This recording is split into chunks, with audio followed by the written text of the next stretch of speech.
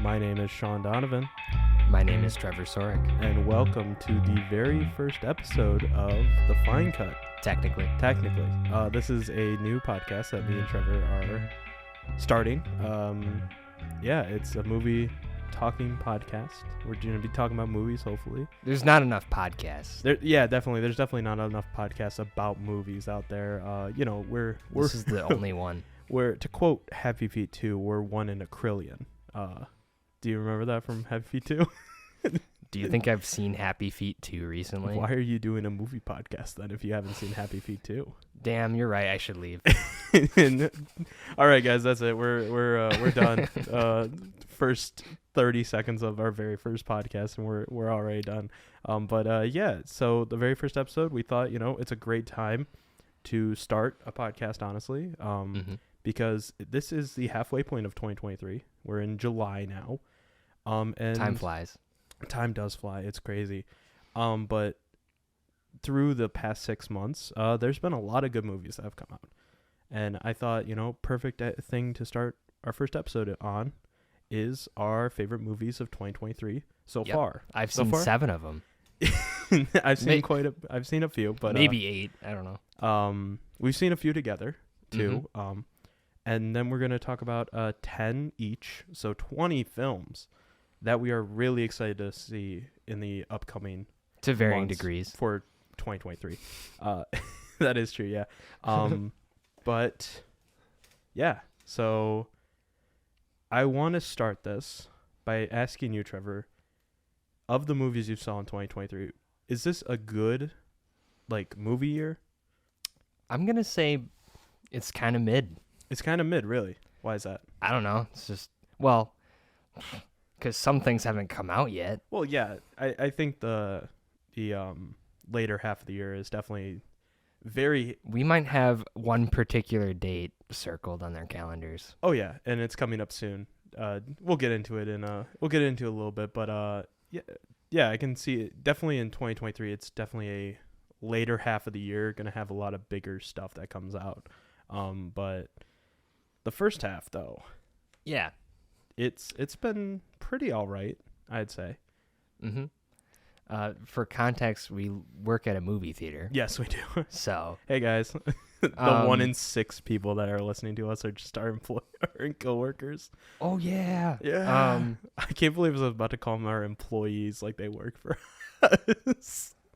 Well, yeah. Anyway. They don't work for us. They're our friends. But yeah, why don't we just get right on into it then? So, what is your first favorite film of 2023 so far? So Guardians of the Galaxy 3 came out. Yes. And that was really awesome because lately Marvel movies have been kind of bad.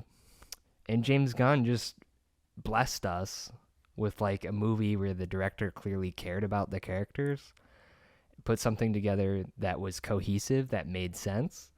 It was emotional. Yes, very much so. I think comic book movies are best when they're emotional. It is a weird thing to say that this is emotional because it's not. To me, the emotion doesn't come from the actual human characters. It comes from the CGI animals. Anthropomorphized, okay. Yeah. He's human-like. Okay. But it's still CGI animals. Better CGI than Indiana Jones. Whoa, that's a shot at Indiana Jones. I'm just kidding. I don't know if that's true. It's close. But Guardians of the Galaxy 3 was all around just really good. The stakes felt high, and I think the execution of the film was just amazing. So, yeah. Really brought Marvel back for a lot of people. I know a lot of people are done with the Marvel stuff. It's funny because when Marvel became a thing, I was not on board with it. Oh, really? Because I'm a hater. I just wasn't on board with it because it was a little too young. I just didn't have that in front of me. Yeah, I guess that factored in a little bit for me too. But now I'm kind of on the hype train for better or worse because of the MCU. Yeah, they put out some stinkers. Oh, let's just be honest. Yeah, in the past, what was it? The past Phase 5 has kind of just been kind of straight stinkers, honestly. Yeah, but Guardians of the Galaxy, James Gunn brought it back, and simply just because you can tell he cared about it and like wanted every character to have a little arc in the movie, which is what you want. You want a movie where what happens in the movie affects the characters. I think James Gunn as a director as a whole likes to, he is very caring of his characters. I mean, you can even see it in Suicide Squad. His I can guarantee you that his favorite character was Peacemaker, because there's no way Peacemaker is the one that gets the show, and like Harley Quinn doesn't. Like he likes those very small characters and like brings them up. I mean, Guardians of the Galaxy weren't even that big of characters starting off. Yeah, I think Guardians was better than the Suicide Squad too. Like, oh really? I think it clears it by quite a bit. Okay. I didn't like the Suicide Squad as much as you did. I think we saw that together, right? Yes, we did see that one together as well. I think this movie is better, or that movie was better than the Suicide Squad. Yeah. But Guardians 3, it was better than Suicide Squad. All right, yeah, I enjoyed Guardians 3 as well. I'm excited I'm excited to see what he does with the DC stuff too. Yeah. Cuz we need better DC movies. Yeah, that's because the Flash came out. Spoiler alert: the Flash is definitely not on our list. Flop. It's not on any list. It was so mid. It really was. And I didn't hate it either, but it's just not as good as some other stuff that came out this year. You can definitely tell from our list. But my first one, I think we can move on from Guardians to my first one. It is Asteroid City. We saw this one together. Yeah. We're big Wes Anderson fans. Yeah, we are. I personally love Wes Anderson. I think that he is such a unique filmmaker, especially in this landscape of film that we have, just kind of like... Well, everything's like a comic book movie or like it's a franchise. Exactly. So. It's not really like... There's nothing that's really... Not saying that a lot of films aren't really like nurtured, but... It is like the big machine of like putting out the Flash, putting out Guardians, we liked Guardians, but Asteroid City to me was just something completely different. The whole like weird. It's funny. It is funny. It's creative. Yeah. I love how everything. It's like nonsensical, but then it comes together, and you're like, oh, like there's running themes throughout it. Well, I think also I was like thinking about it when we were making our list. I was like thinking about it because Asteroid City would not work for a lot of people, but it really works with Wes Anderson because he uses that color to black and white, not interstitials, but yeah, kind of interstitials actually, because it's like, here's the main story that we're doing in Asteroid City, and then there's the like little part of the quote unquote real world, which we're not going to get into the plot of Asteroid City because it is kind of confusing, honestly. I think it's safe to say I didn't completely grasp what was happening. Yeah, but that is okay. Oh yeah, definitely. I think coming out of a movie and questioning is good and okay, honestly, because especially for a film like this where it's like, oh, it's based on a play. There's a lot of questions I still have about this film, especially like the thing where it's like you can't wake up if you don't go to sleep. Yeah, what does that mean? I don't know. I don't know, but I'm still questioning it, and that's why I think I love this movie so much, is that it's like I'm still thinking about it, and we saw a week ago. Yeah. And it's still stuck in my mind. I mean, it's a stacked cast. I mean, even people like Margot Robbie come in for 6 minutes. A cameo. Basically a cameo. I mean, Jeff Goldblum is on the poster. His name is on the poster, and he's a glorified cameo.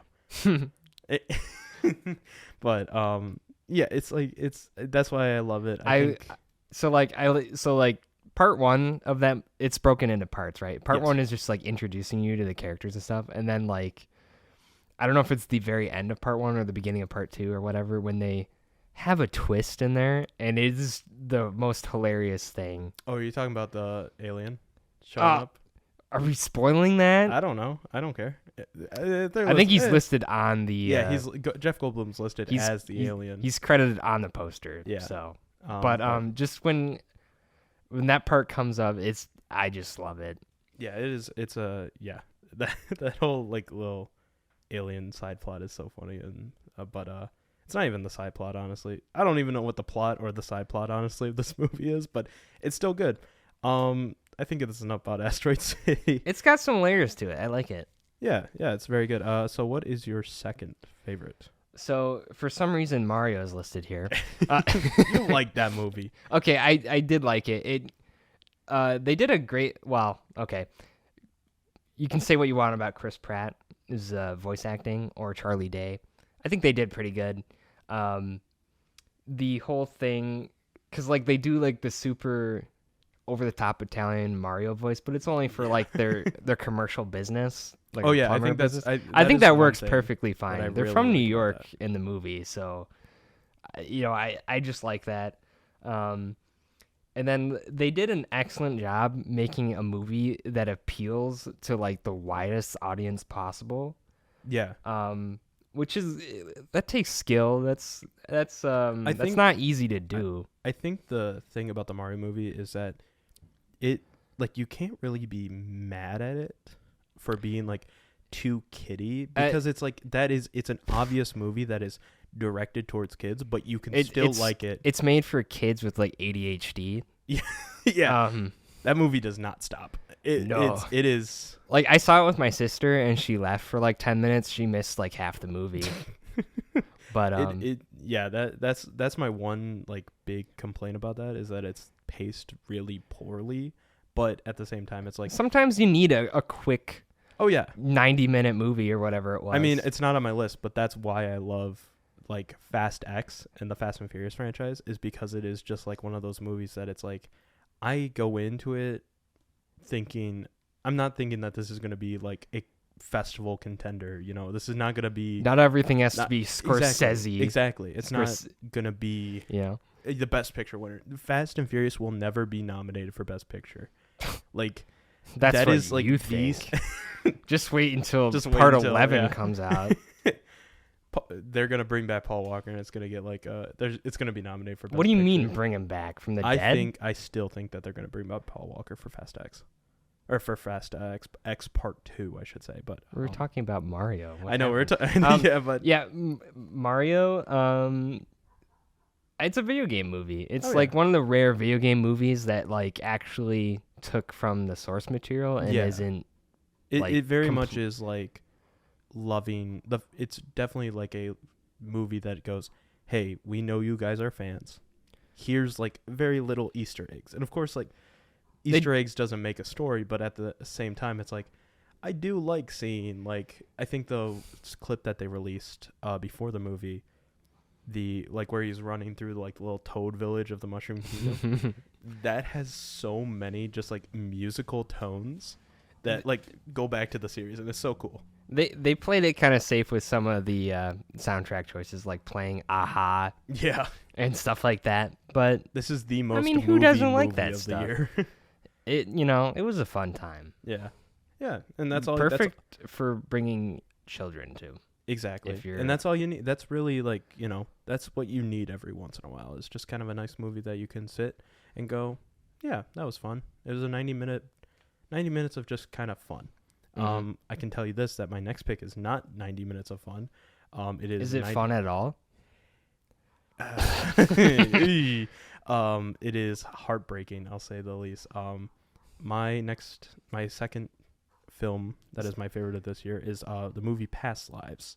Yeah, so I haven't seen this one. Sell me on it. Past Lives is a movie about two people. They're both from Korea. That's amazing. Oh my god. So they are both from Korea. That's a place. That is a place. And one of them, the girl, her name's Nora. That is her American name. She got to choose her American name. She moves to, or not her American name. It's her English name. But she went. Yeah, American's the actual language, guys. But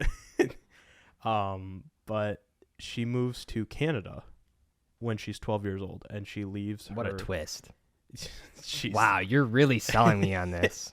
This sounds so interesting. Hold on. She leaves when she's 12, but she leaves her friend and they kind of allude that they did go on a date. They're kind of a thing, kind of They're not. kind of a thing. Okay. So she leaves him when she's 12. She goes to Canada. 12 years later, she's 24. And Math. she's looking through she's looking through Facebook, and she finds him again, and they start talking over like FaceTime, or not FaceTime, Skype. And they kind of, they're like, hey, we still okay, let's, it's kind of this blossoming romance. We're lives and we have a past. Oh my gosh.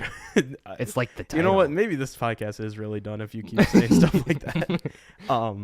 But they start talking, and the girl goes, or Nora, she's like, I want to stay here. I have a career here. I have a goal that I need to get there.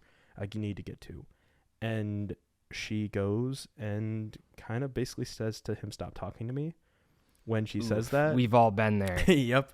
When she says that, she goes to an artist residency in like somewhere in New York, but it's upstate New York. I could be completely wrong. Let me check. Somewhere. She goes somewhere. She goes to an artist residency, and she meets another guy, and then the rest of the movie is her and her past love coming to America, and it's a really good movie. It's a very heartbreaking movie that goes. I'm gonna keep it real with you. You didn't really sell me on it, but I'll watch it anyway. It's a good movie. It's a very good movie. It is very much like it's showing right now. So yeah, it is showing right now. It premiered at Sundance, and it was just after seeing it, I literally saw it a week ago, and it was I saw it with our good friend, and yeah, we both in the theater were like, there was some waterworks. That not waterworks, but it was like my heart hurts because it's such an emotional roller coaster. But see, yeah, when I'm a movie watcher, I'm a very emotional movie watcher. Mm-hmm. It doesn't take much to get me to cry, if I'm being honest, when I'm watching really? a movie. Well, okay, at least feel sad. Yeah. Okay. I definitely empathize with what's going on screen a lot, so I like a good drama every now and then. All right. Yeah, you might like it. Nice rainy day, pull up some dramas. Oh, you know it. That's always a good idea. Just a depressing mood and day. Gotta pull up those drama movies. It's like some movies are so depressing it makes you feel better because like, whoa, at least I'm not in that spot. Yeah. Exactly. Yeah. So So let's go from past lives to your number 3. Okay, so this is by far and away the best movie that came out this year. Oh, you're throwing some big words around. Well, it's true, and it's an irrefutable fact, and anyone who says otherwise is wrong. Do you think, I will ask you this, do you think this will stay number 1? Throughout the whole year? Yeah. So, yes. Oh, okay. Wow. I'm confident in that. Wow. The movie in question, Spider-Man Across the Spider-Verse. Yes, Talking about, okay, so it's a comic book movie. Of course. But it's animated, and I don't think so. Like, the animation style is just incredible. It's like it's literally a comic book, like, in motion. Yeah, I think if you're going to talk about animation, I think you have to point out one character, and that's Spider-Punk.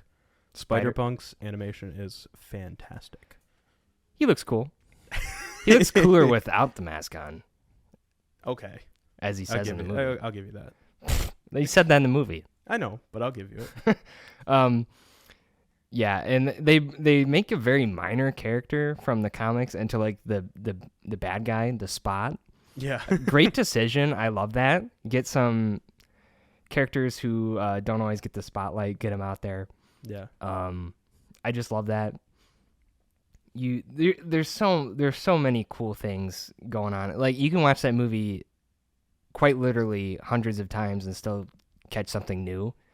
I mean, there's a lot going on the screen, which I don't know. Maybe if you got like epilepsy problems, maybe it's not. Yeah, maybe not a great. But for anyone else, I mean, I can't imagine a more interesting visual movie to look at. And the story is good. You can tell everyone who made the movie cared about each one of the characters. and really cared about telling an original story, but also one that was like really heartfelt and I think important too. Yeah, I think Especially in the year of our Lord 2023. 2023. There's a lot out there where it's like, there's a lot of uncertainty out there in the world, and you know what, saying nah, I'm gonna do my own thing is like really powerful to me. I don't know. I think it's a very good statement. But I think also like you brought up, I just lost it. Great. This is gonna it's be the first episode. It's the first episode. But no, I was gonna say Spider-Verse, I think is a great like middle. Like it honestly, that movie, my only flaw with this movie is that they didn't wait 3 years and just put out this with the other one as one big movie that's going to be like 6 hours long. Oh, well, like I don't 6 hours, that's too long. Yeah, I mean, it's such a good movie. Like even people who don't care about Spider-Man or comic book movies in general can still love the heck out of this movie. My sister and my mom went and saw it, and both of them were like, "That's pretty good." It was pretty good. So it's pretty good. Yeah. So I mean, that's a ringing endorsement. Yeah, that's a ringing. It's more than pretty good. Okay. Okay. It's better than the first movie, and people were saying like, "Oh, it ends on a cliffhanger." No, the every character has like an emotional arc that like ends, and the movie opens with Gwen Stacy, so you could argue she's kind of like the co-main character. I would say, and that like she is the co-main, like she is like clearly right second lead of that. Yes, like of course the first film, the second lead is Peter B. Parker, but the second lead of this film is Gwen Stacy, and I think that honestly, I would not be surprised if they focus more on Gwen Stacy in the sequel. Yeah. Because, the whole fun of it is going to be them going through dimensions to try and find Miles. Right. Like it ends on a cliffhanger in quotation marks, but not really. Like the emotional story of this middle movie was wrapped up in like the themes and the storytelling. So anyone who says like, "Oh, it sucked, it was half a movie," is not thinking critically.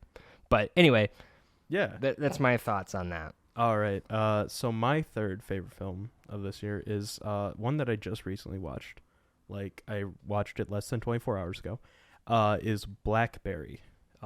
This is the biopic about the BlackBerry cell phone.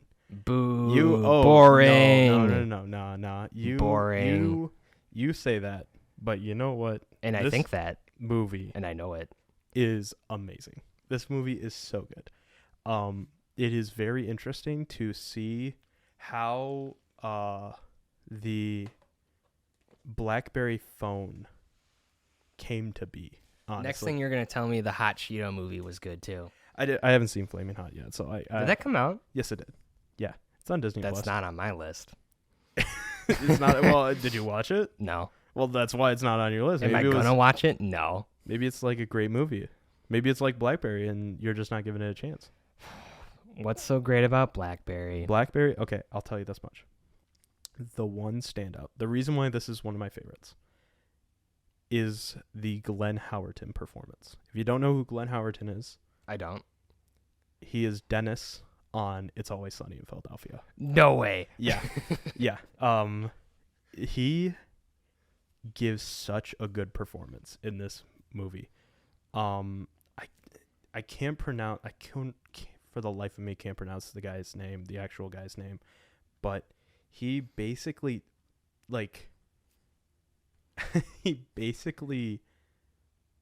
was like, it's BlackBerry or nothing. Like, he was like, I'm in on BlackBerry. And, like, it almost is like such a vulture. He's such a vulture to No, BlackBerry. that's Michael Keaton in Spider-Man. All right, thank you guys so much for listening. This has been the first and last episode of the Pine Cut. Don't come back to this.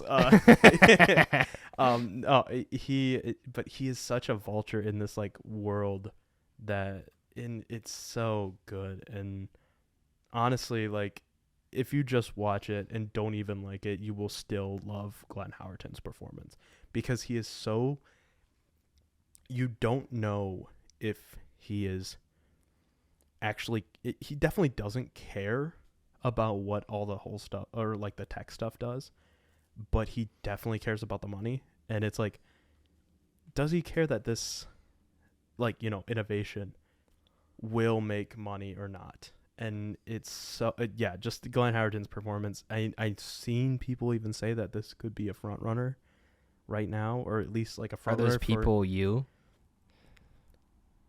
Like I said, this is the end of the. A lot of people are saying that his performance is very good, that he might even be nominated for Best Supporting Actor, which I would.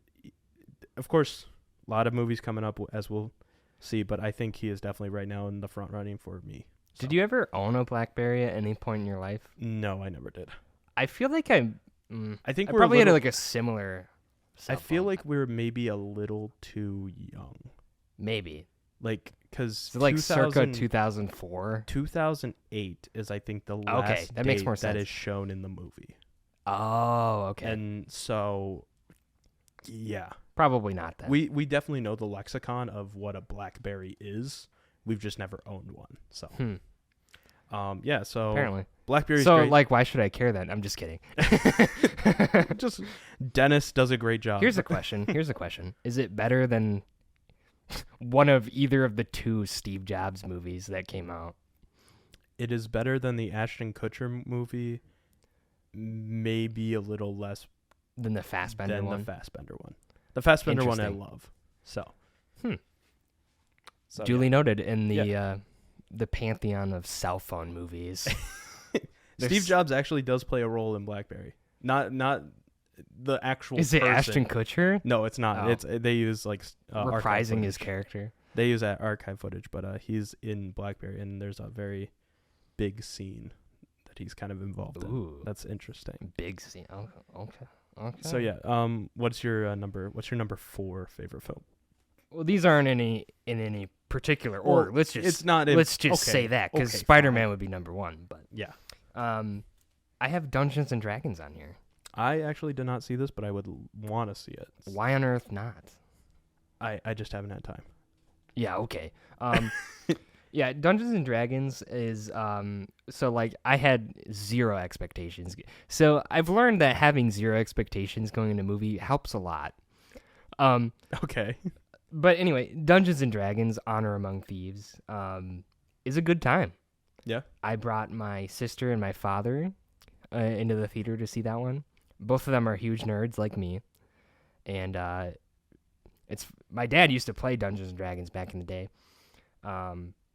And I honestly would, but I haven't been invited to any of the D&D sessions that you're using this podcast. Yeah, like you know who you are. Invite me next time. You're just being like, you're using this podcast in a way I was not expecting you to. Well, I'm multitasking, okay? Oh, okay. So hey, you know who you are. You still owe me $6. You know who you are. Yeah, I mean, so like the movie feels like a quest like you'd play in the game, which is, perfect, and it's surprisingly funny.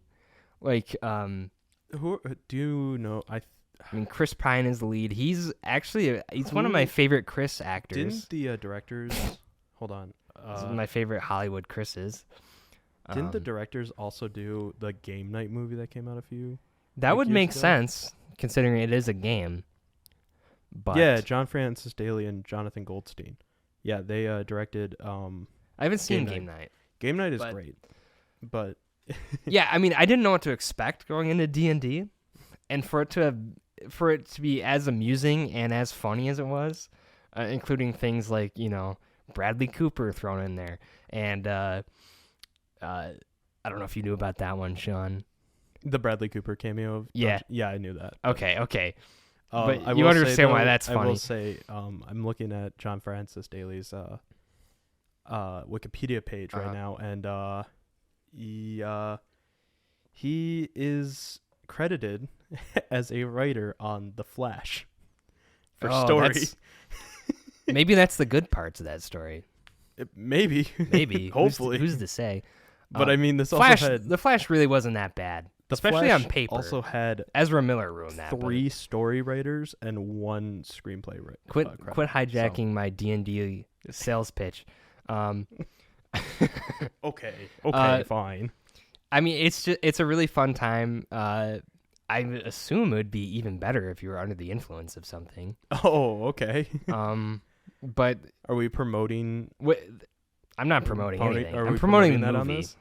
I'm promoting the okay. movie. There's a lot of. I don't know how Paramount would feel about you promoting D&D with substances. I'm not affiliated with Paramount, so. Oh, okay then. It's all good. Yeah. Guys, get high to this movie. We're freelance. Anyway, D&D is an awesome, fun movie. It has a lot of stuff from D&D, like books, that I have as part of my childhood. Because like I said, my dad used to play. You need to have a box full of like books and stuff. It's 4th of July. Wasn't a gunshot. It was a firework. He shot me, Trevor. No, he's trying to take the podcast over. Not yet. Oh, but this is the first episode, bud. We have a long ways to go. Yeah, I mean, it's just, I don't know what to say other than it's a good time, really. All right. I did have a story I forgot for a second. Oh. So like looking through books as a kid, like looking at all the D&D stuff that my dad had, it was nostalgic in a way for me, and I really liked that. It didn't ham up the nostalgia either. It was definitely like its own story, its own thing, and it did get into like maybe generic bad guy territory, but you know what? That's okay. You need that every once in a while. It was a fun like movie. So you get great bad guys like in Spider-Man and Guardians 3. You need the kind of generic villain. Oh, that was something about Guardians, is that the bad guy in Guardians is just pure evil, which is actually such a good villain, honestly. That is refreshing. Dungeons and Dragons does like the there's like the main evil who's just generically like evil, and then there's like the sniveling side bad guy who's like just like a conniving idiot type thing, which I think works like for the movie. Like the bad guy, then there's the henchman bad guy. Yeah, kind of. Okay. But it was just a fun time. I think I paid $11 even though I didn't need to. Oh, okay. Because we work in a movie theater. Of course, we get free movies. But it was worth the $11. Okay. Yeah, I think that's streaming on Paramount Plus, so I'll definitely give that a check, and I think everyone else should. I'm assuming is what you're gonna say. If you want to, I'm not gonna make you. Okay. All right. My next film is the movie Polite Society. That only had a shelf life of like 2 weeks at our theater. Well, it's an indie movie, and it's demographics. Demographics are a big part of this. I wrote on the little Google Docs that we have. It's a well done small stakes action film. I think a big thing that I see, especially in a lot of action movies now, is that it's never really small stakes. Like, it's always like, going to Marvel, it's always the multiverse is crashing. It's like it's there's an alien on Earth and it's gonna destroy the world. It's never like these small stakes action films anymore. And of course, this is such a small stakes. It's literally about a girl who does not want her sister to get married. And it has some really good fight sequences. It has some really good like spy sequences as well. It's just a really fun movie, in all honesty, and I think it, for what it is worth, it is just so, like, a lot of the characters are so much fun to be with. I don't want to spoil it. In all honesty, I don't want to spoil the big twist, because there is like a decently sized twist in this film, but it is so the twist is so weird. It is so it's so weird, but it's so like at the same time it's like, whoa, okay, I can see it. So That's yeah. vague. Yeah.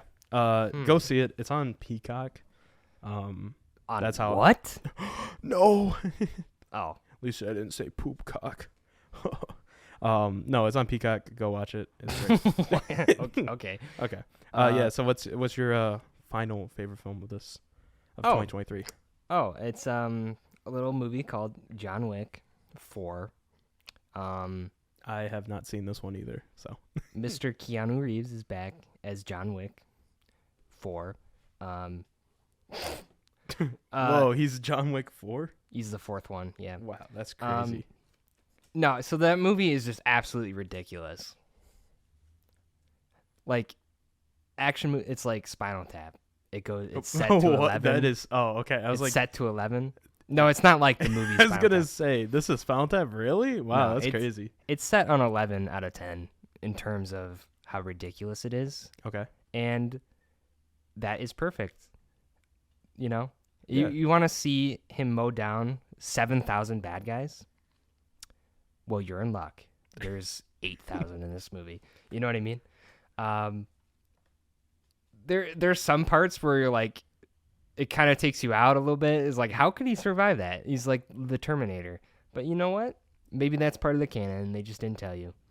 He's a robot underneath there. All right. Or something.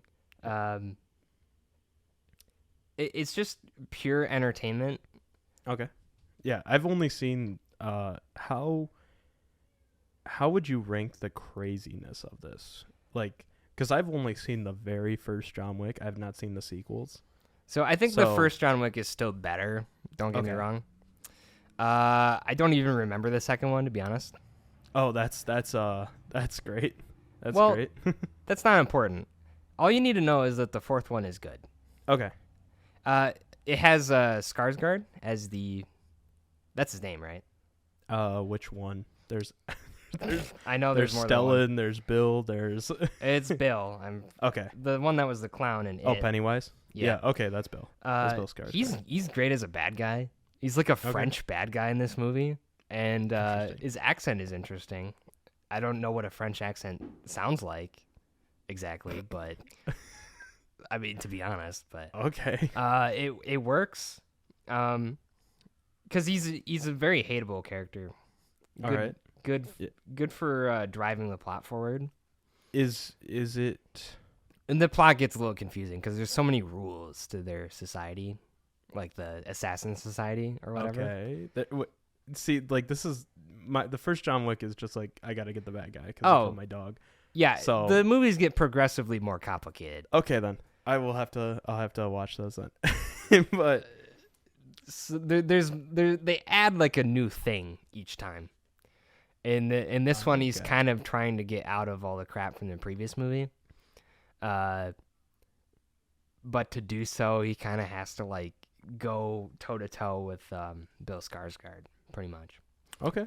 And it's just a good movie.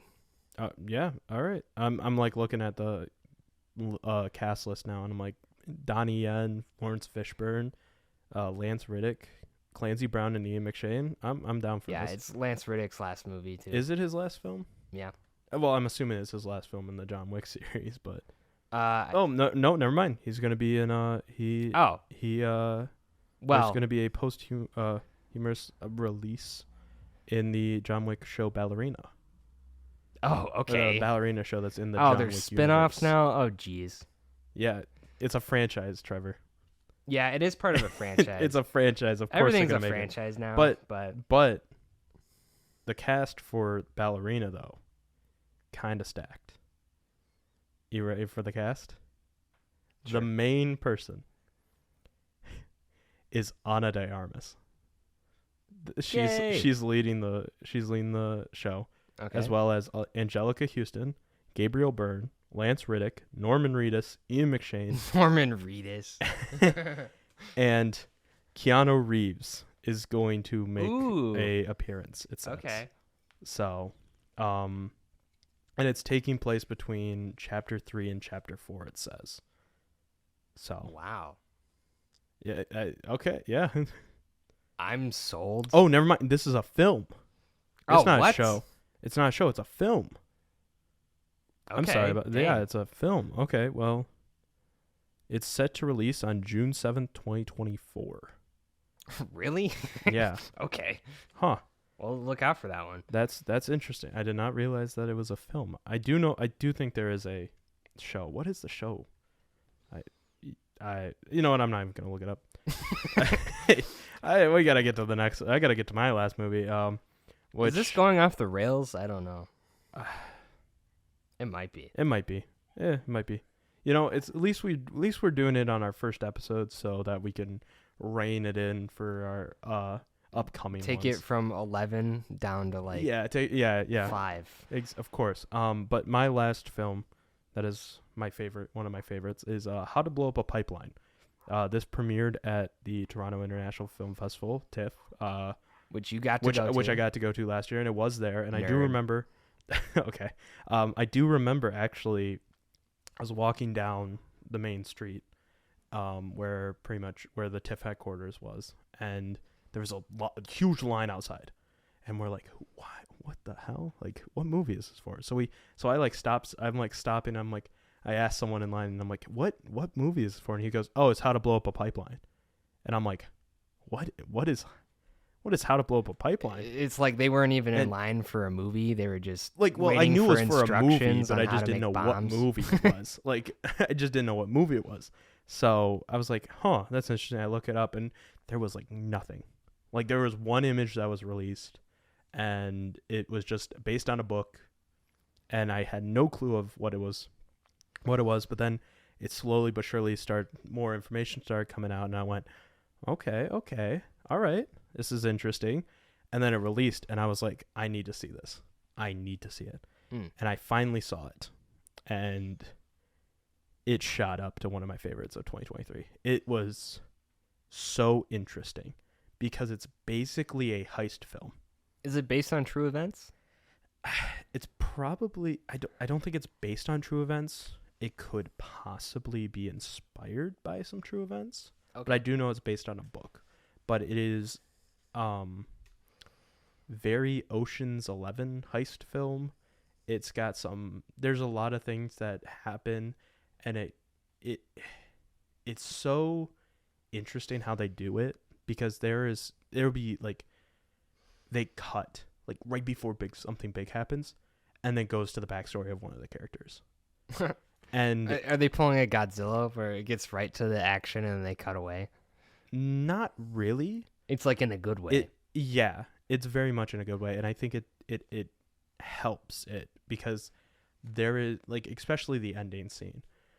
You're like, "Oh no, and then it cuts, and you're like, "Wait, hold on, we're doing a backstory," and then it shows it. You see what they say is like, okay, all right, I see, and then it cuts back, and it's so satisfying, and then it ends, and you're like, "Huh? What happened? Huh. What? Huh?"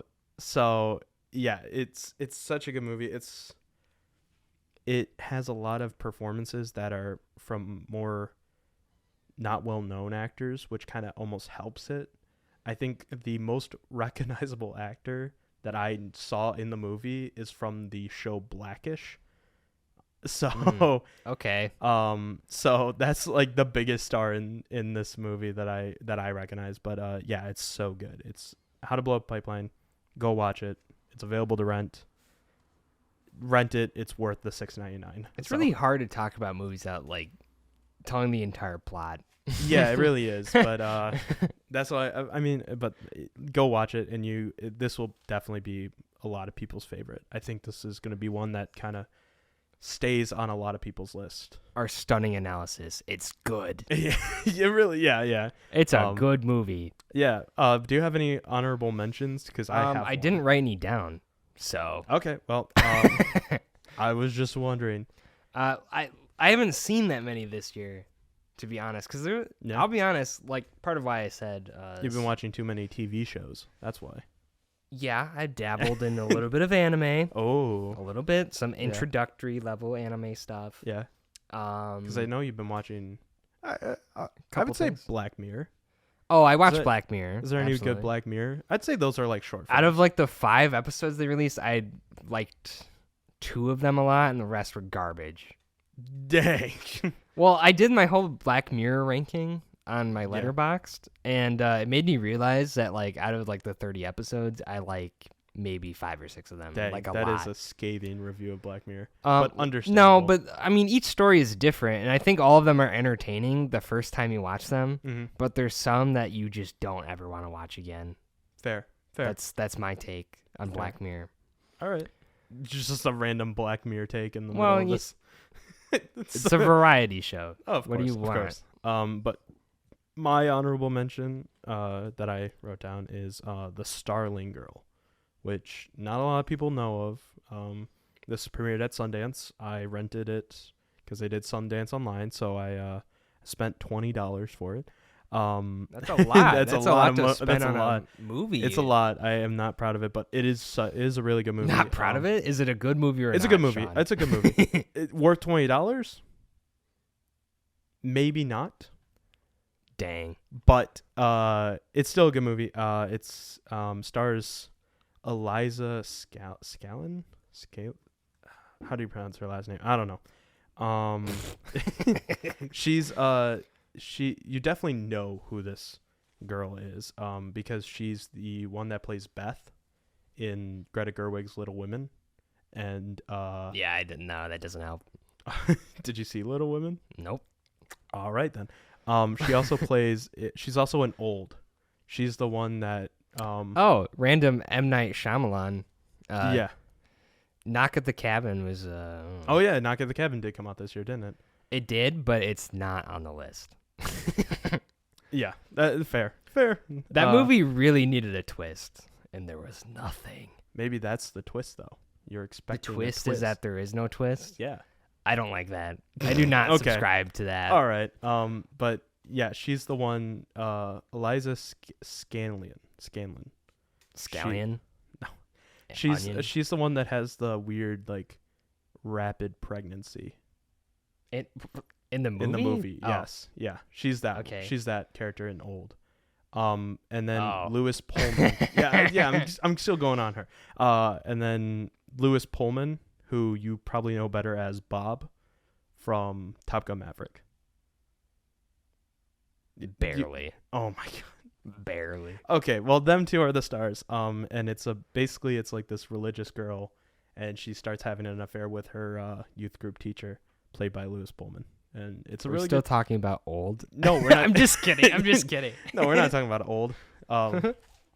Man, that it would be weird to see an M. Night Shyamalan, like actual just family drama that doesn't have any twists. Yeah, that would Yeah. be good. But yeah, no, I the Starling Girl is a very honorable mention for me. It was great, good acting. Okay. And it's a very like heavy like acting film. So, yeah. So that was 2023 so far. And Are we gonna mention Indiana Jones, or is that is eh, that like a separate episode? that's Is that guys, episode 2? next episode we're doing our Indiana Jones. So there's our announcement. We'll probably say it again at the Whoa, end. teaser. Whoa, teaser. Was it one of your favorites? I think it deserves an honorable mention. That Well, I there's your honorable I mention. There you haven't go. watched a lot of movies this year. Well, just there's being your honorable honest. mention then. So Yeah. we'll talk about it. We're going to be talking about it at length anyways. Okay. So Yeah. yeah. So first half of 2023 has had some pretty good films, but we didn't dive super deep into any of those, but that's okay. yeah, that's fine. It was just hey, It's this good. is what we liked. So Yes. but I think the next 6 months are going to be just super strong. That's when the real best movie they of the are year comes they out. it is Barbie. very good. Yes, Barbie is one, but And then Oppenheimer. the Barbenheimer. can't wait for the Barbenheimer podcast. I can't wait until someone on YouTube edits both movies into one movie. Edits both movie. Oh, Yep. So it's Makes like it into one movie. So it's like a 7-hour film. No, I mean you edit it down into like a feature-length film. But it's like a and cohesive story somehow. That'd be crazy. And it's like really good. That would Someone be will do insane. That'd be insane. It might even be me. Maybe. No, it won't. No, it's not going to be. That's a lot of work. Yeah. So yeah, we thought, for our first episode, why don't we talk about stuff that's coming up as well that we want to cover on this podcast, honestly. So we each made a list of 10 movies. That Mission Impossible 7, Hold on, Oppenheimer, hey, stop. Okay, I'm Hold sorry, on. I'm sorry. Stop. So we're just going to go through this. So here's 20 films that we're looking forward to. The first one that I have is a movie that's coming out in 2 weeks, I think. Theater Camp. This is another movie that I rented, or another movie that I got on the Sundance thing. It's one of those movies where we get the poster for it at work, and I'm like, what is this? Do we have a Theater Camp poster? We do somewhere. I might put in for that poster. I like that. I like that movie.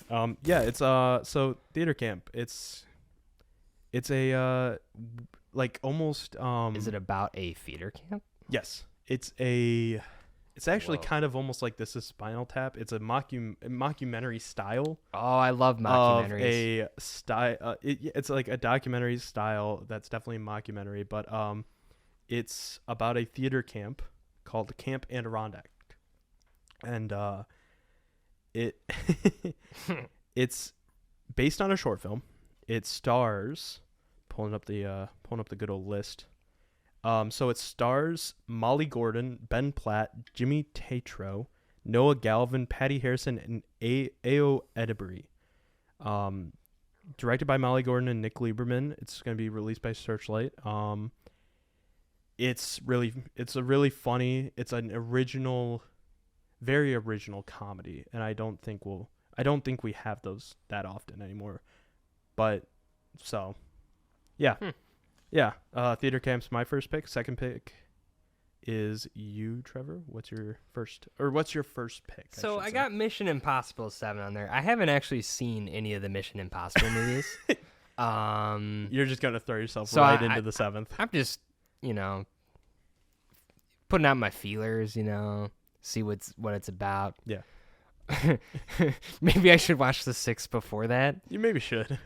Or alternatively, I go in blind and watch them. You should watch them in reverse. I should watch them in random order. Like put a random number generator. That would genuinely be insane. Is there actually any connecting thread from the first to the second to the third? So I've only seen the first 3, and I'm gonna watch 4, 5, and 6. Do they make sense without seeing them in order? I think. I mean, it's 4, 5, and 6 will. I think 4, 5, and 6 are considered like the best of the franchise. So I think that's kind of funny. That rarely happens. What do you mean? Like usually it's the first and the second one, and then all the ones after that suck in a franchise. That happened with Fast and Furious. Fast 1 through 4 is like kind of garbage in my opinion, or at least there's someone out there who's raging 2, 3, and 4 are like very not great in my opinion. The first one's fine. I like the first one, but I think 5, 6, and 7 are just really good action movies. I'm just here to see Tom Cruise fly off a mountain, parachute down into like some other thing, and then like blow up a building. All right, yeah. Well, So I'm gonna like probably have to make you watch the Mission Impossible movies. it now. forced me to make. I don't know, man. We got to do a podcast on it. That's like 10 hours. No, it's not. You watch 6 movies. That's all you have to do is watch 6 movies and then watch the 7th. So, okay. And it's only part 1, which is ridiculous. There's a lot of part. That's been more of a thing lately. Yeah. Well, is that a good time to reference Dune? Part 2? No. Oh, we're not there yet. Not yet. Does it matter what? Not at all, but I don't See, want the to. order doesn't matter. Confirmed. So my next pick, I'm going to go into my next pick, which is Landscape with Invisible Hands. I don't even know. I'm looking up I have the no plot. idea about anything about this movie. This movie. I didn't even know either. But supposedly What? it okay. So premiered at Sundance. This is one that I did not watch. But this is the plot. Years into a benevolent alien occupation, mankind is still adjusting to its new overlords. Their technology initially held promise for global prosperity, but hindered most human jobs and steady income rendered. When two teenagers discover the aliens are fascinated with human love and will pay for access to it, they decide to live stream their romance to make extra cash for their families. Is this just like an OnlyFans I reference don't, or something? It But definitely like sounds the audience like is aliens. it definitely sounds like it. But the thing that got me the most is the cast. So Jeff Goldblum as the alien. So the cast, I don't know the first two, Asante Black and Kylie Rogers, but Tiffany Haddish, Josh Hamilton, Michael Gandolfini, William Jackson Harper, and Clifton Collins Jr. are all in this. And those, to me, are some, like, they are good actors. So, in a comedy with aliens, I am down for it, especially after Asteroid City, which hopefully it will be nothing like Asteroid City, which I will be completely So, yeah. Okay. Landscape with Invisible Hand. It sounds good. Interesting. It sounds good. All right. So what's your next pick?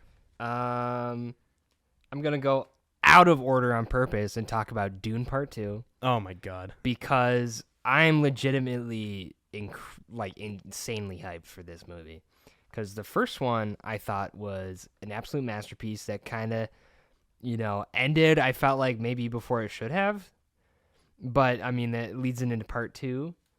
I'm just absolutely excited as all heck because the sound design, the setting, the overall, like, it looks cool. Okay. Hey, I'm gonna piss you off right now. What?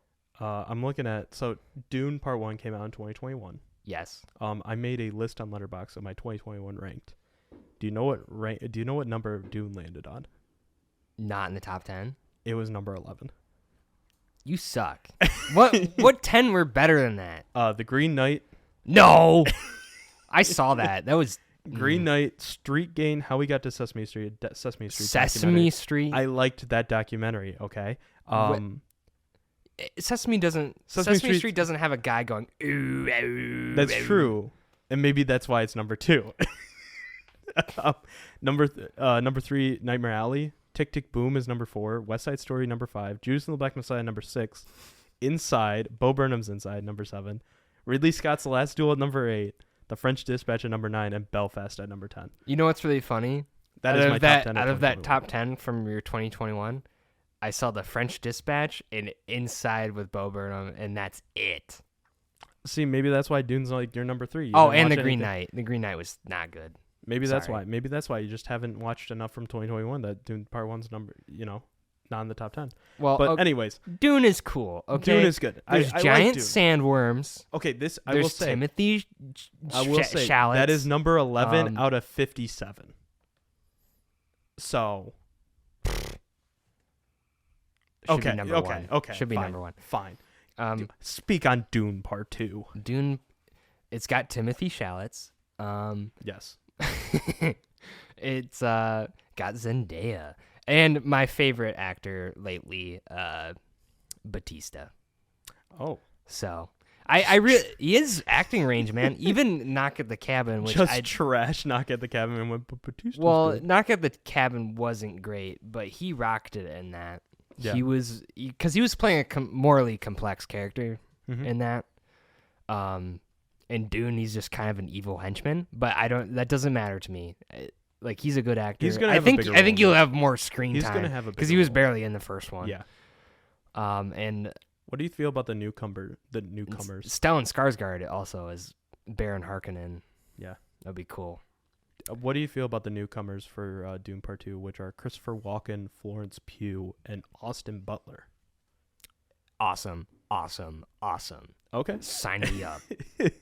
So, I am there 1 billion %. Okay. I'll be there too. I like Dune. I thought it was a good movie. So I just Will you be in costume? as who? I don't know, Paul. That's still my favorite thing about Dune is that It's only the 3,000 god among gods. It's only 3,000 years in the future. It's not like he'd have some crazy name.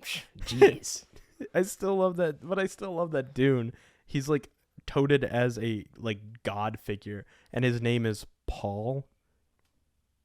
It's like some kind of reference to maybe the Bible or something. Okay. I don't know. Okay. All right. It's deep. All right. So I'm going to completely turn from Dune Part 2 into my next pick. Bottoms. Bottoms is a queer comedy coming out. And you lost half the audience. Man, but it stars and there was only 3 people to begin with. Dang. So Bottoms is going to be released in August. The director is Emma Stegman. I don't know how to pronounce names. But she actually did another one of my favorite movies, which I was surprised 2021 actually, and I'm surprised that I had it at 22, which I definitely. So maybe don't even listen to my top 10 from 2021, honestly. Oh, jeez. Because honestly, her movie Shiva Baby is a great movie. Pardon, what? Shiva Baby. Why would you shiv a baby? They're defenseless. What? You do know what a Shiva is, right? I was thinking like a shiv, like a stabby weapon. I know, but you know what a Shiva is, right? No, I don't. It's a week-long mourning period in Judaism. I didn't know that. Okay. You learn something new every day. That is true. But yeah, so Emma directed Shiva Baby, and I really enjoyed it. And I'm really excited because she's coming back with her star of Shiva Baby, Rachel Sennett, from Bodies, Bodies, Bodies fame. Oh, yeah. She's the one that says he's a Libra moon. Hello. What, you think she's listening? No. But she could be, though. Oh. You never know. You never know. But yes, she's going to be in it, and Ayo Edbury is going to be in it as well. And it's basically about 2 girls that start a fight club. At school. Okay. Yeah, it's going to be, I think it's you can't talk about it then. All right. So what's your next no. Yeah, I think it's going to be a great movie. Good comedy hopefully. Also, it's weird that Marshawn Lynch is in it. he's not playing football no. He's not playing football, but it's so weird that he's going to be in this movie. Not? He plays the coach that helps them start the. We'll have to talk about athletes in movies at some point. Maybe we'll talk about it with Bottoms. Yeah, and then why don't we do that? LeBron James. Maybe Marshawn. What if Marshawn Lynch? Train wreck movie? What if the Oscars 2023 or 2024 is Marshawn Lynch versus Glenn Howerton for Best Supporting Actor? It could happen. It could happen. But enough about Bottoms. What's your next? A pick? Little movie that you might have heard of, Oppenheimer. Oh, okay. Starring my boy Cillian Murphy. I'm more of a Barbie guy. I'm more of a Ken. I'll watch both. Oh yeah, no, I'm gonna make you watch feature. Both. Obviously, it's Barbenheimer weekend. Yeah. Well, Cillian Murphy is actually one of my favorite actors. Oh, really? I didn't know that. Yeah, he is. I love every single movie Chris Nolan has made. Chris Nolan has me a nerd. He has a reputation. I know that. I mean, even his quote unquote bad movies like Tenet that people did not seem to like. I mean, first of all, the concept of that movie was worth the price of admission for me. Well, I didn't pay anything, but that's not important. Okay. Either way, I mean, he's doing stuff that he's making original movies, you know? Oh yeah, that's I think one of the big thing that it's like Christopher Nolan. If you want more, because that's one a lot of people's complaint. It's like there's no original movies. Christopher Nolan is probably the forefront of original filmmaking. And even if he's doing something like Batman, he's still putting his own flavor doing on it. it. Yeah, you know? exactly. He's doing his own thing. But with like Oppenheimer, it looks like a great biopic. You got some different types of camera tricks. You got the black and white imagery in the trailers and stuff, which looks really cool. Any story where you got something going on with the camera. What if and what not if they every do an Asteroid City with it and it's actually well, like totally Wes Anderson style. Christopher Nolan's like, screw you, Wes Anderson, I'm doing my own thing. Nah, but like just anything interesting with camera work going on, and just the way I mean, it's telling a very serious story, obviously, and it's a story that you know, is worthy of being a movie. Absolutely,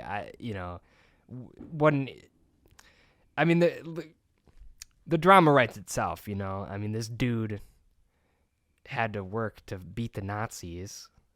Kind of like Indiana Jones, Yeah, but kind of. not exactly. Just gonna say that. A little more serious because it was in the real world. So we'll talk about that in the Indiana Jones pod. yes, and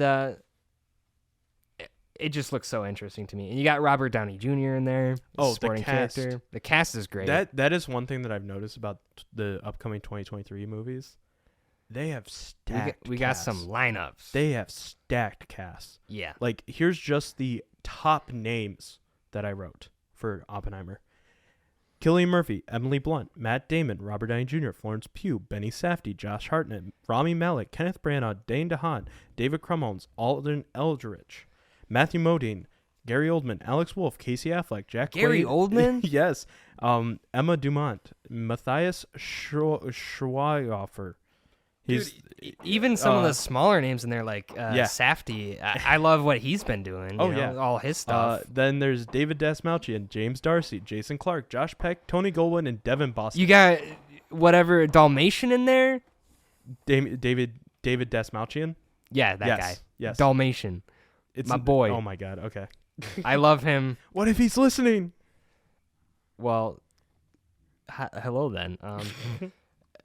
Thanks for listening. He's a great actor. Okay. Yeah. And he's not even like one of the main people in there. You know what I mean? He's just a supporting character. That is such a stacked lineup. Yeah. It's gonna be great. It's crazy. Yeah, I'm excited for Oppenheimer as well.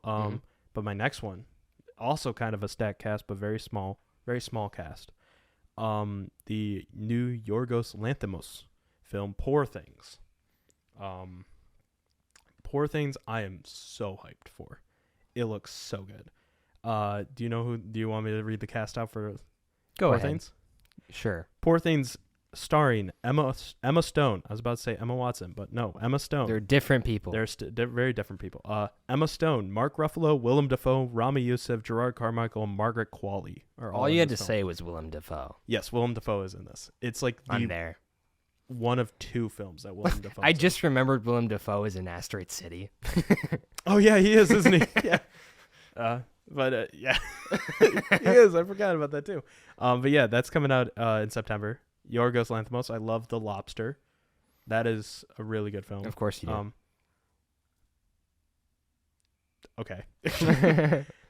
I haven't seen that one. I keep forgetting that this is an audio. This is like an audio podcast, so like my intense staring is not translated well. So you get the picture. Yeah. But yeah, no, looks very fun.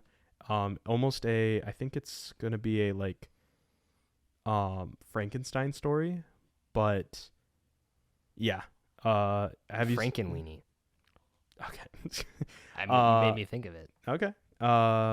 Yeah, no, Poor Things. Gonna be good. I think it's gonna be in contention for the Oscars this year. Yep. Hopefully, because Yorgos' last film, The Favorite, was, and hopefully The Favorite was that that was the one with Emma a Netflix Stone. movie, right? No. That was the Emma mind. Stone. Never mind. Pull the plug. Abort. Okay. So yeah, that's one of mine. What do you have next? TMNT, Teenage Mutant Ninja Turtles, Mutant Mayhem. This looks great. It looks like they're doing it the same style as Spider-Verse, and that is awesome. There's a lot of movies that are coming out that have like Spider-Verse design. Because Wish, the Disney movie. So, anyway, TMNT. I mean, what a great idea to give those characters Yeah. some love I and that kind of style a la Spider-Verse, because it's going to be I grew up watching Teenage Mutant Ninja Turtles, here and there. Maybe not the most out of anyone. shout out to the 2003 to 2007 Teenage Mutant Ninja Turtles animated show. Let's not talk about the Michael Bay movie. Yeah. No, I think, and I was going to bring up a point that I'm really excited because it's being produced by Seth Rogen. And Don't get Ethan started about Seth Rogen. I won't. I just talked to him last night. Oh no. Yeah. Love you, Ethan. I know hopefully you're listening. But TMNT, I think Seth Rogen has said is like one of his favorite like comic books. It's always good when the people involved care. Yeah, exactly. And I think like especially with him executive producing The Boys, I think it gives a lot of promise to this movie. Oh yeah, I mean, it's a good contrast is that Michael Bay movie, because Michael Bay doesn't care about it. He's just about making the money, just like the ERB rap battle. I'm all about the money. Very accurate. Okay. That's a reference. So, you go from that kind of, and that's, an adaptation of something people care a lot about. And you can contrast that with this upcoming movie, which looks to have the same kind of style and feel and heart that Spider-Verse does. And that's just a recipe for success. That's going to be great. All right. That's all I gotta say. I'm excited for it as well. But my next movie that I'm really excited for is the Luca Guadagnino film Challengers. Have you seen the Challengers? Oh yeah, teaser? I've seen the trailer because it's like the first one on the list for all the movies right now. Oh really? Yeah. Yeah. Challengers looks really good. It's almost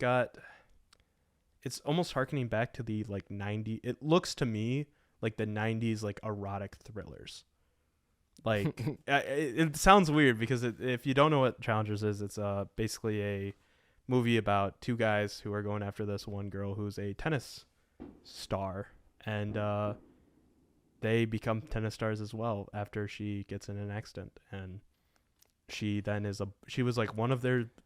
Triangle commence. It's a love triangle. Yeah, it's a love triangle movie. That always works for some good drama. Oh yeah, definitely. And I think especially when she marries one of them, and it's crazy.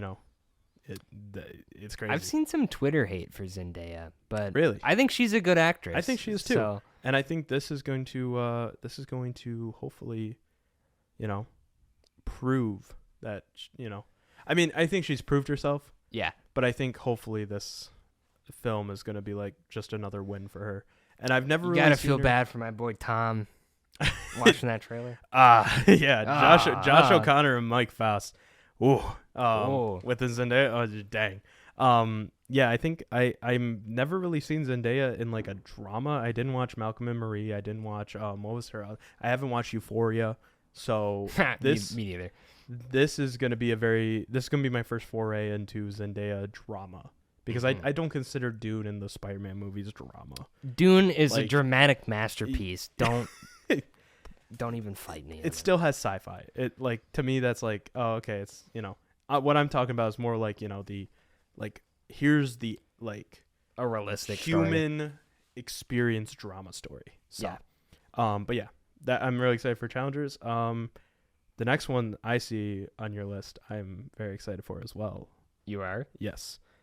So what is that? The Creator? The Creator, yes. Yeah. So I spent like an hour trying to figure out what the art yeah, style. You did. We had to off mic. We were pretty much sitting here trying to just figure out this guy's name. I ended up finding who I was looking for by typing in Google Swedish artist post-apocalyptic technology, and it came up. So his name is Simon Stallenberg.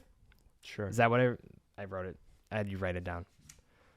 Stallenberg, right? Yes. Well, he's Swedish, so I don't know how you say it. But Simon Stallenberg. Do you think I know how to say it? No. Exactly. Anyway, his art style is so unique. First of all, check his art out. So unique. And then I saw the movie trailer and like the movie poster, and I thought of it immediately. Yeah. So I was pretty surprised to find out that it looks like he's not associated with the movie at all. So I was like, what? It straight up, it looks like something straight out of one of his art, like, portfolio things. Like, he did a whole thing called The Electric State, which is like a series of paintings that he did. Okay. That kind of tell a story, which honestly could be adapted into a movie, because I think Amazon tried to get him involved with like a show based on one of his art books. Wow, I'm looking at some of the art from it. It's looks crazy. That is crazy. So when I found out the creator seemingly has nothing to do with it, I was pretty surprised. But perfect for that kind of art style is director Gareth Edwards. Yes. Because he knows how to do scale. Because like in Rogue One, when you have giant spaceships flying around, they look like giant spaceships. Oh, yeah. And he did Godzilla. What was it? There's that one giant shot. Monsters. There's that one shot in Rogue One where like in the lighting and everything. Yeah. It's great in and space. And then they yeah. push the derelict spaceship into like the thing. It's a good scene. I'm very excited because especially he knows how to do scale. Yeah, and this is an original. This is like he doesn't it's an original. have. Well, it's original. The little plot aspects that's revealed in the trailer about like the kid being some kind of like important figure. We've definitely seen that kind of thing before, so it'll be interesting to see if there's a twist. I wonder where we saw that. Enlighten me. I don't know. Oh, I was just gonna say, isn't that like kind of Dune? Oh, well, okay. Yeah. Similar, I guess it's a little similar, but like it's like a little kid. But so we've kind of seen that thing before. John David Washington's great. I know a lot of people didn't like Tenet, but I thought he was great in that as the protagonist. I'm very excited because I think he hasn't got a lot of like notable roles since Tenet. Yeah, I feel like the creator probably won't even do well at the box office, unfortunately, but I think it does. It looks like it's going to be good. Yeah. And there, like some kind of post-apocalyptic future where AI is kind of taking over. It looks like a blend of a lot of different stuff, like Terminator, Star Wars, all the good sci-fi stuff. Yeah. So I think in looking at just the poster and some of the images from the trailer, clearly looks like that guy's art style. Yeah, very much. I should pay him royalties or something. I do have one thing that I'll say that I'm very worried that it's gonna like come out as like, oh yeah, some of this was AI art and people are gonna like be up in arms about it. Okay, side tangent about AI art. No, we're not. No. I'm reeling us what? in. Yeah, we're at almost an hour 20, so I'm reeling us in. Fine. Another time. But yeah, my next one is totally different. It's a real world movie. It's based in our own society. But it's also we live in a society. We do live in a society, and this society really it's likes not stocks. A polite society. I struggled saying that. Yeah, you did. I was like slurring. But this society also really likes stocks and GameStop stocks. Because my next one that I'm really looking forward to is Dumb Money. I saw the trailer for that yesterday. I didn't know about it, or not yesterday. It might have been yesterday, a few days ago, or yeah. I just walked into a theater and it was playing. What did you think of it? Why does this need to be a movie? And then like Pete Davidson's in it. Come on. I'm really looking forward to it. I'm not. Like the cast alone got me excited, and the director Craig Gillespie. Craig Gillespie. I'm pulling up his filmography, but he did I, Tonya. So I think he is. So he's done like real world stories before. Yeah, exactly. I think I think he's done good real world stories. So, and I really enjoyed I, Tonya, or from what I've seen of I, Tonya. I haven't seen it all the way through, but so I'm very excited. And I mean the cast: Paul Dano, Pete Davidson, Paul Dano, Vincent D'Onofrio, America Ferrera, Nick Offerman. I mean, come on, Nick Offerman, especially after The Last of Us. I prefer Nick Honorman.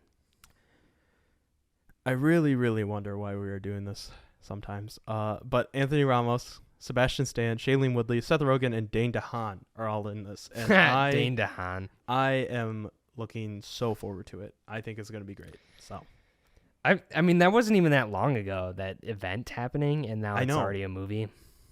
I mean, Quick turnaround. Let's make a buck on it. I from the looks of it, I think it's going to be good. I think it's going to be very funny. Think it it's will almost result? going to be. You think it will result in another boom in GameStop stock? No, I don't think No? so. I think that was a one-time thing. I'm going to be proved wrong like 3 days from now when GameStop stocks just go up for no reason. But Dumb Money looks good. Sure. Yeah. Next movie I'm looking forward to, Killers of the Flower Moon. I hate that you took this away from me. Yes, Sean decided we couldn't have the same movies on our list. Yeah, because then it's more movies that we can talk about. I feel like this is too long at this point anyway, but Oh my god. Anyway, you got Leonardo, Leo. Yeah. and that's all you need to have to sell me. Let's go. It's also about a true story that is an important part of history that doesn't get talked about enough. Oh yeah. With mistreatment of Native American peoples in America. Yeah. And we need more stories about that time in history, that about those groups of people that were wronged. Oh yeah. I mean, just straight up wronged. And what better way to get awareness to that, right? It looks like a very dramatic movie. It looks like something that probably will get some Oscar buzz. Oh, I'd it's assume. already Absolutely. has Oscar buzz, bud. It is not. It's not probably. You know That's what? going to be Sometimes movies that get Oscar buzz actually This is going are to be deserving. nominated. Scorsese, Leo, Robert De Niro. Yeah. They're all going to get Oscar nominations. This movie's going to be For nominated for Best Picture. This is That trailer was really good too. It really was. And I mean, you just said Leo, but the rest of the cast is pretty cool. Yeah, Like- Martin, I make real films. Scorsese is attached to it. Yes. I mean, Jesse Plemons, great. I think this is his. I think this is his first movie since his. Oh, it kind of reminds me of Power of the Dog. That's what I was just gonna say. I think this is his first movie since his. He must like roaming around the West. the plains. The plains of the West. No, sorry, it is not his first film since Power of the Dog. He also had the 2022 movie Windfall. Yeah, well, he's a good actor. Glad he's in it. Yeah. So. Yeah, I mean John Lithgow. Haven't seen him Oh, yeah. for a few. I haven't seen him in a while. Mm-hmm. Even though I think he had a movie come out this year called Sharper. And then the boy, the best actor, boy? the best actor from last year, Brendan Fraser. Oh yeah, He's gonna be in it, dude. So yeah, That's awesome. yeah. I'm excited. I'm excited for it too. Comes out real soon too. It comes out in October. Oh, never mind. Not soon, but it'll be here before we know it. Yeah. Since we're talking about big time directors, my next one is The Killer, directed by David Fincher. It's his first movie. Who? You know, who? Who? David Fincher. Do you I'm not just know? kidding. I know who that is. I was gonna say, why are you on a movie podcast then, bud? Yeah, no, The Killer, looking really good. Michael Fassbender having a comeback. He has in this. I want him to just be his robot character from Alien Covenant. What's that character's name? Do you know? Is it like Walt? Well, Walter is like Isn't the it good David? one. I feel Yeah, like it's David is David. the evil one, right? I I want him haven't to seen just those be movies David. in a while. He was the only good part of those movies, Michael Fassbender. Dang. Shots at Alien Covenant. And I'll be talking about Ridley Scott in a second. So. Yeah. No, Killer, Michael Fassbender, Tilda Swinton. Love Tilda. Love Tilda Swinton as well. I'm very excited that David Fincher's kind of going back to that like kind of noirish drama. Cause his last movie was Mank. I don't remember seeing Spider-Man Noir anywhere in there. Oh my god. Okay. Yeah, Mank was his last film. I wasn't a huge fan of Mank, so but I'm excited for this. So what's looking at the list, it's so dumb that we're going straight from The Killer into this movie. But What's your next? An even scarier film, No. Five Nights at Freddy's. No. So, okay, I'm not exactly excited about it and like a Oh, you're excited. It's more of an ironic fascination. No, it's not. You're super excited. You No, know all the lore. I never played the game, okay? No, you did. No, I didn't. Yeah, you did. You're the biggest. You're wearing a Five Nights at Freddy's shirt right now. No, I'm not. You're wearing a shirt Five from Nights the at Freddy's Sandlot. hat. Why'd you bring in all your Five Nights at Freddy's plush, Trevor? There's nothing on the I did not ask you to do that. Anyway, will it be as good as Willy's Wonderland? One can only speculate. Willy's Wonderland. Who's even in the movie? I actually don't know. The two biggest names. There's a bunch of no names. It's a Blumhouse movie that I generally like Blumhouse, kind of. I think they did Hereditary, right? Or no? No, that was A24.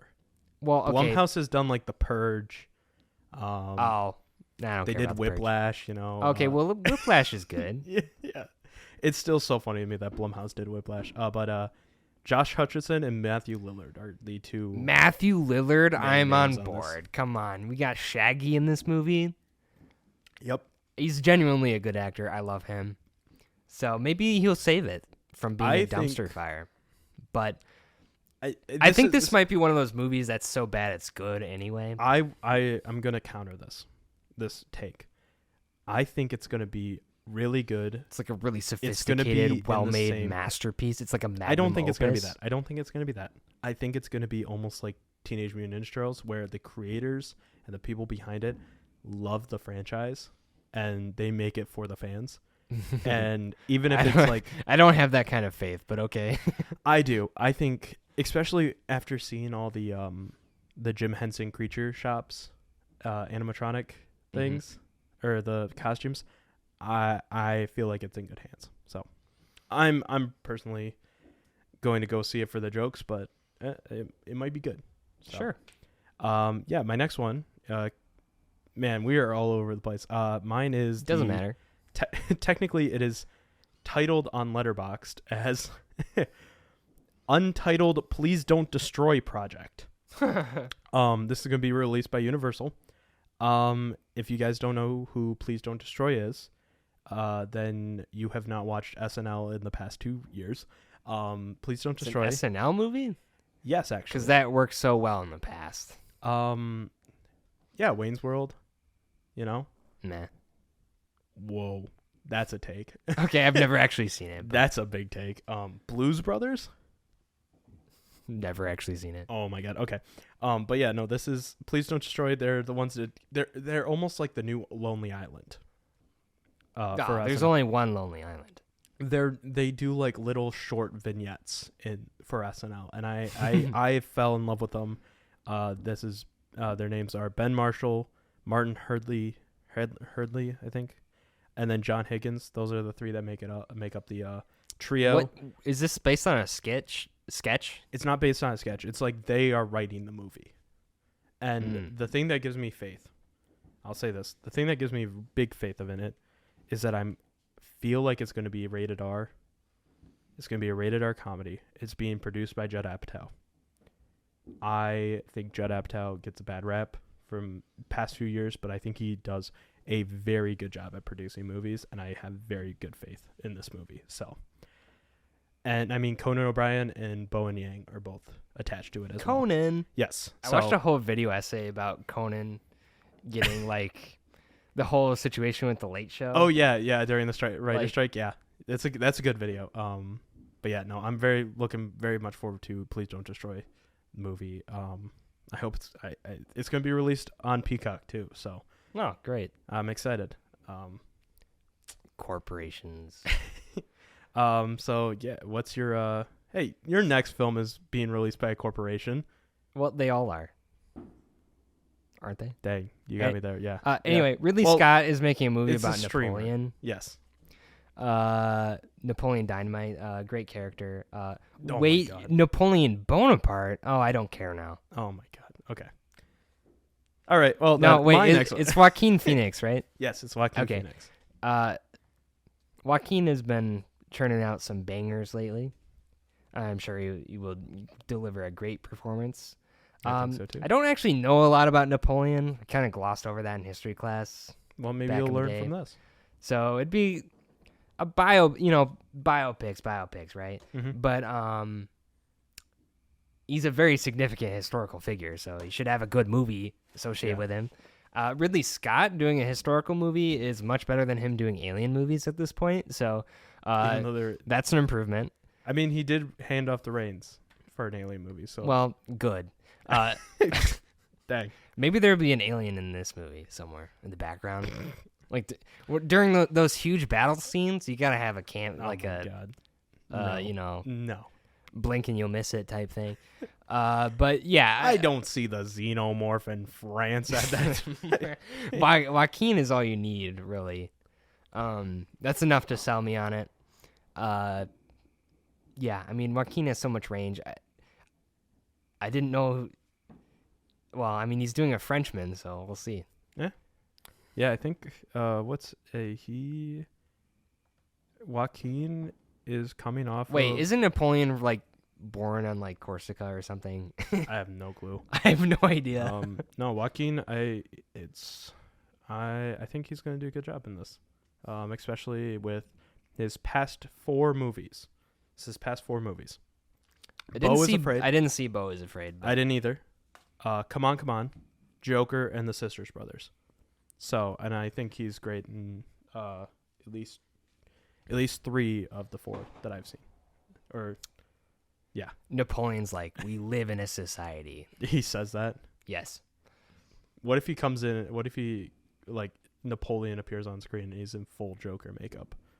It'd be in character. He's like, Joaquin's like, Ridley, I got, That's what happened. I have to go to the Joker 2 set after this. Do you mind if I just have my Joker makeup on? He's like, yes, that's fine. And he just makes a Napoleon movie in Joker uniform. Historically accurate.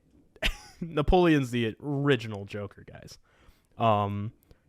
Yeah, man, like I said, this is so all over the place. My next one is The Zone of Interest. This one is. I can't hear you over the fireworks. Oh my gosh, it's fine. The Zone of Interest. This premiered at Cannes.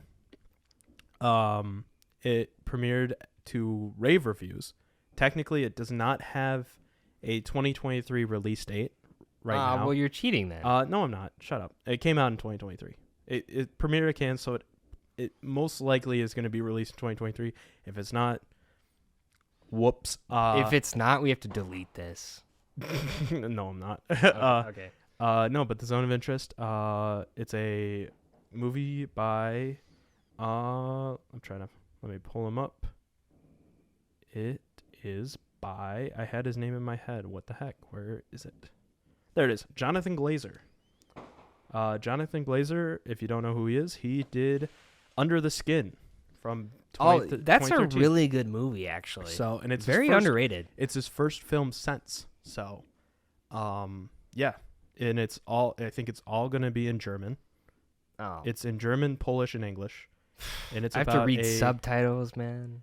Oh my god! It's about a commander of Auschwitz. Oh, So, and it's yeah, I'm really looking forward to it. I heard great things about it. yeah, I just love World War II. And it said, and one of them says, it says that it's kind of almost feels like Shoah, which is a like 10-hour documentary about the Holocaust. Night and Fog, which is another documentary about it, and Schindler's List. So it's not a comedy.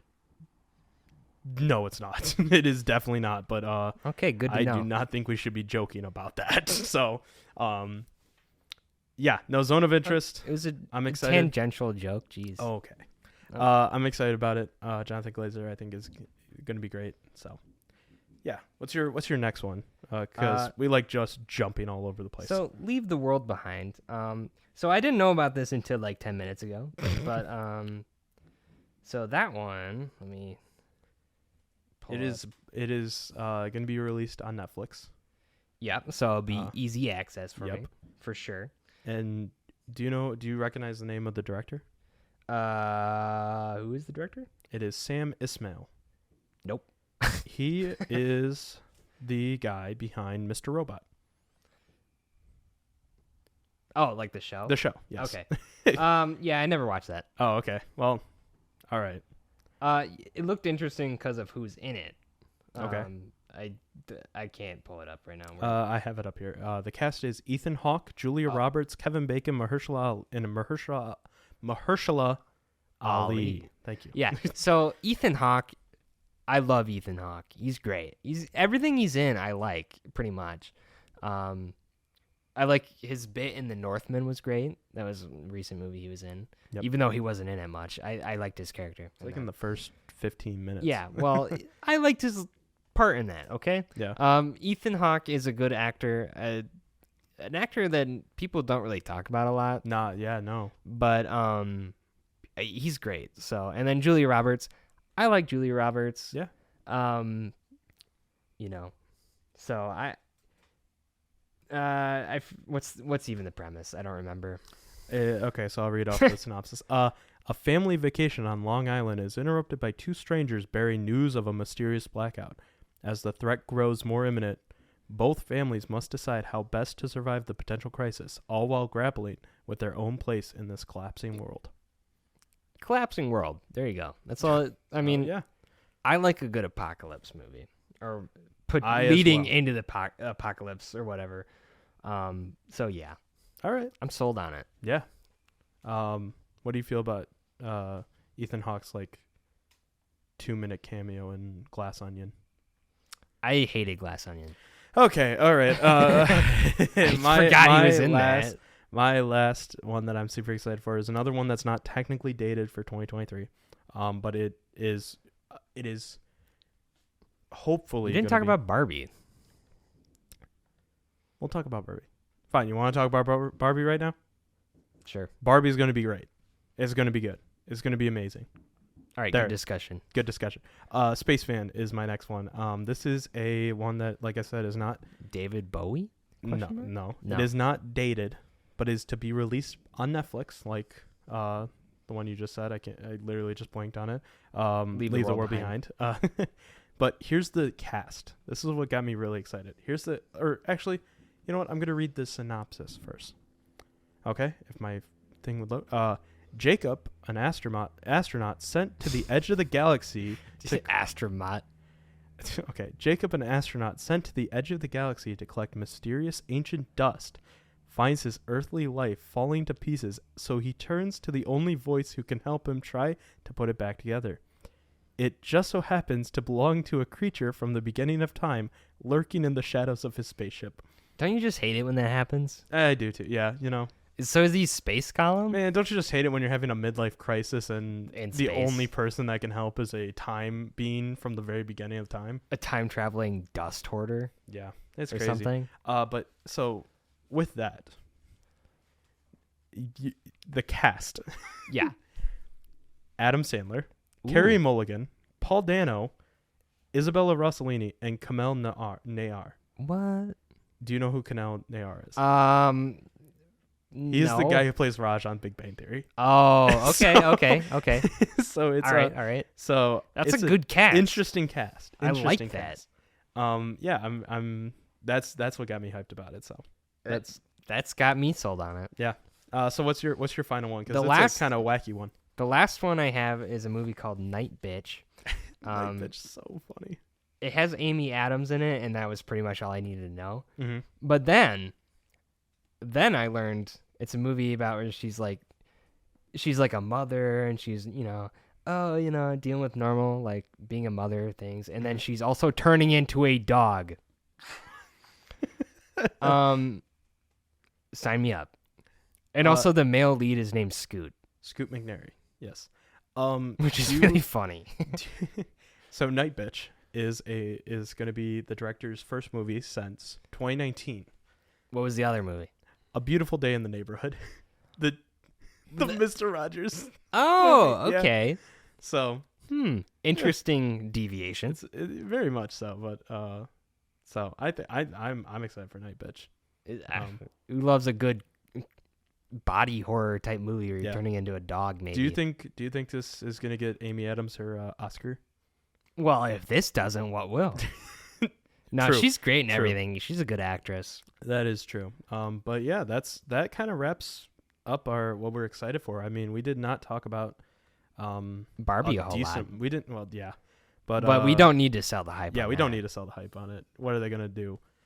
Oh, we're the reason. We're the Yeah. thing that needs the Barbie hype to go up.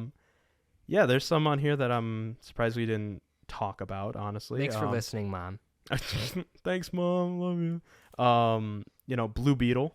We didn't talk about Blue Beetle. Well, that's because I'm not excited about it. Okay. Equalizer 3. What? The Equalizer. Wow. Paw Patrol the Mighty Movie. Excited for that?